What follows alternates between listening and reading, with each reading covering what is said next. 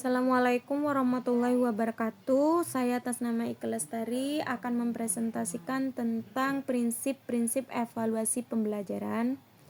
Nah, di sini ada beberapa pembahasan. Yang pertama yaitu pengertian evaluasi, tujuan evaluasi, fungsi evaluasi, dan juga prinsip-prinsip evaluasi pembelajaran. Yang pertama, pengertian evaluasi. Menurut KBBI, evaluasi berarti penilaian, sedangkan menurut Ari Kunto 2004, evaluasi adalah kegiatan untuk mengumpulkan informasi tentang bekerjanya sesuatu yang selanjutnya informasi tersebut akan digunakan untuk menentukan alternatif yang tepat dalam mengambil keputusan.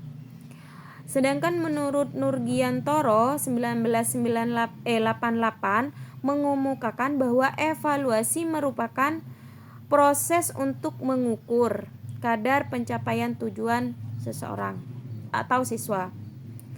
Evaluasi didefinisikan sebagai suatu proses sistematik dalam menentukan tingkat pencapaian tujuan instruksional yang ditentukan terlebih dahulu sebelum proses belajar mengajar. Nah, untuk tujuan evaluasi pembelajaran di sini ada beberapa. Yang pertama, untuk mengambil keputusan tentang hasil belajar.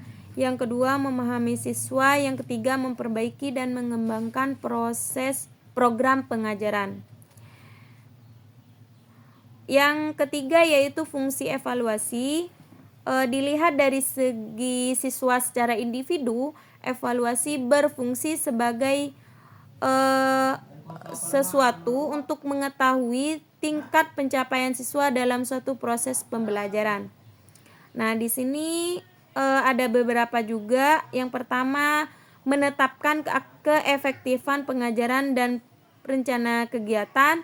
Yang kedua, memberi basis laporan kemajuan siswa. Yang ketiga, menetapkan kenaikan dan kelulusan.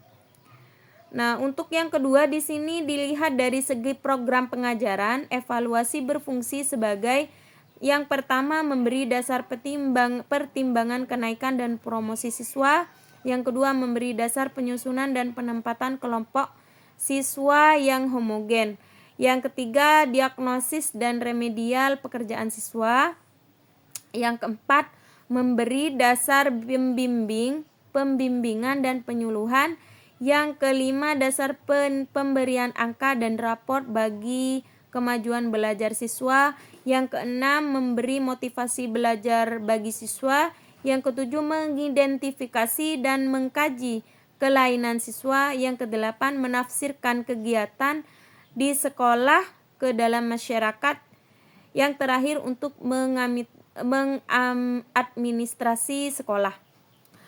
Nah, untuk pembahasan yang terakhir di sini ada prinsip-prinsip evaluasi pembelajaran.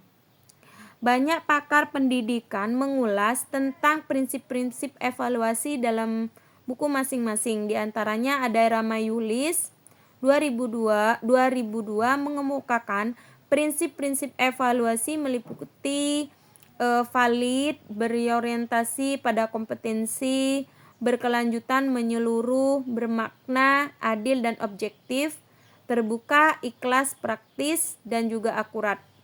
Evaluasi pembelajaran dilaksanakan atas dasar prinsip-prinsip yang jelas sebagai landasan pijak. Prinsip dalam hal ini berarti pedoman yang seharusnya dipegangi oleh guru sebagai evaluator dalam melaksanakan kegiatan evaluasi pembelajaran.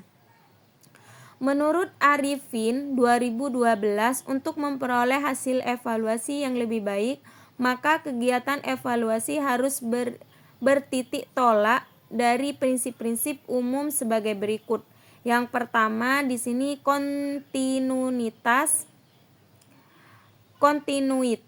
Evaluasi tidak boleh dilakukan secara insidental karena pembelajaran itu sendiri adalah proses yang kontinu. Oleh sebab itu pendidik harus melakukan evaluasi secara kontinu. Yang kedua, komprehensif. Dalam melakukan evaluasi suatu objek, pendidik harus mengambil seluruh objek itu sebagai bahan evaluasi. Misalnya, jika objek itu adalah peserta didik, maka seluruh aspek penilaian, aspek kepribadian peserta didik itu harus dievaluasi. Nah, yang ketiga di sini adil dan objektif. Dalam melakukan evaluasi, semua peserta didik harus berlaku adil tanpa pilih kasih. Semua peserta didik harus diperlakukan sama. Yang keempat, di sini kooperatif. Dalam melakukan evaluasi, pendidik hendaknya bekerja sama dengan semua pihak seperti orang tua, guru, wali kelas, dan juga kepala sekolah. Yang terakhir yaitu praktis. Praktis di sini mengandung arti mudah digunakan dengan baik. Mungkin itu saja dari saya, kurang lebihnya saya mohon maaf. Assalamualaikum warahmatullahi wabarakatuh.